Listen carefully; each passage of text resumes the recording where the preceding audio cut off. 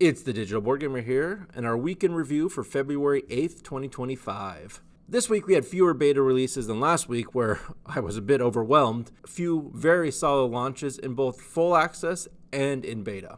First up, we have the architects of Amytis, a very fun, simple, light game. It was released last year in 2024. It's 2 players. It takes about 16 minutes on BGA. In the game, you'll be taking building tiles off of this board and placing it onto your own board here. When you do that, you'll place architects on this spot here.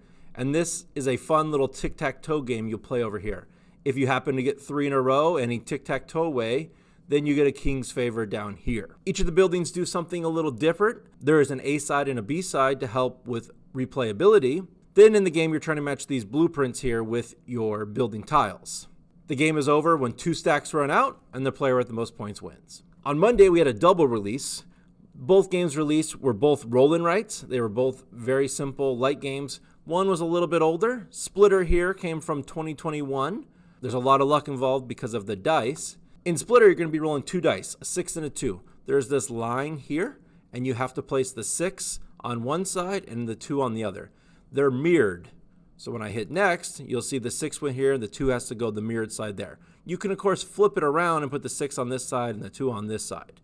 Then basically you're going to be scoring 1s by themselves, score you 1, 2 2s by themselves, score you 2, 3 3s by themselves, and so on. The biggest catch is if I have a 1 by itself and then I place another 1, both those 1s no longer score. The other roll and write release was Knister. Knister is an older game from 2007, but again, it's a roll and write dice game. Here you'll be rolling 2 dice. You'll take the sum of those dice and you will place it anywhere on your board. You'll be rolling 25 times to fill out every single space. Then you will score each row, each column, and each diagonal. Then if you have a pair, it's 1. If you have a 3 of a kind, it's worth 3. If you have 4 of a kind, it's worth 6. And if you have 5 of a kind, it's worth 10. Or a 2 pair, a full house, a straight using a 7, and then a straight using no 7. And then as you see, your diagonals are worth times 2 points. Overall, I think I like this one more just because there's a little bit more to it, but I actually found both roll and write games a lot of fun. Now up for our beta games. We only had 5 releases this week. First up, Symbiose. This is a really new game. It was on French crowdfunding site. There's not a whole lot of information at all about this game. But in a 3-player game, you'll see here, you're basically going to be taking a card from your side and replacing it with one of the cards from the river. The way of scoring is the left side is influenced by your partner on the left. The center 4 cards are influenced by your cards. And the last 2 cards here on the right are influenced by your player on your right. This one I really haven't had much of time to dig into. I'm going to dig in a little bit more, but it seems very, very light and very quick. And now for a game that is much heavier. White Castle is one of the hot games in 2023. It's a dice worker placement game. It did win several awards in 2023. This is one of the quickest games I've seen go from alpha to beta. I saw it, I think, last week go into alpha, and now I already see it in beta. You're going to be drafting a dice. You can only choose from the outside dice. Eventually, the dice from the inside will replace the dice you take, and then you'll place them on the board here. If your dice pips do not match up, you have to pay the difference in coins. But by placing it here, I'm able to activate the black actions. So there's a lot to this game, so I can't really give you much more than that, but it involves a lot of drafting and dice placement. Mythical is a hand management card game where you're basically going to be trying to collect cards and then use those cards to try to claim tokens. During your turn, you're going to be able to take all of one set of colors. So you can take all the purple, green, or so on. Or you can draw 3 cards, and you're going to take all of one color of those 3. Then you're going to have the option to take certain tiles. Certain tiles require certain things. They're mostly poker-style hands. A suite of 3 cards of the color chosen. And then a suite is basically made up of a straight. So 2, 3, 4, whatever the case may be. So that you can see 2, 3, 4, 5, the points values go up, the harder it is to complete. To collect these ones here, you have to have 2 cards of the same value and of different colors. And then the last one, the hardest one to get, it requires a suite of all 6 cards of the same color. The Joker must be held in addition to all other cards. Next up is Paper World. It's a tile placement building game.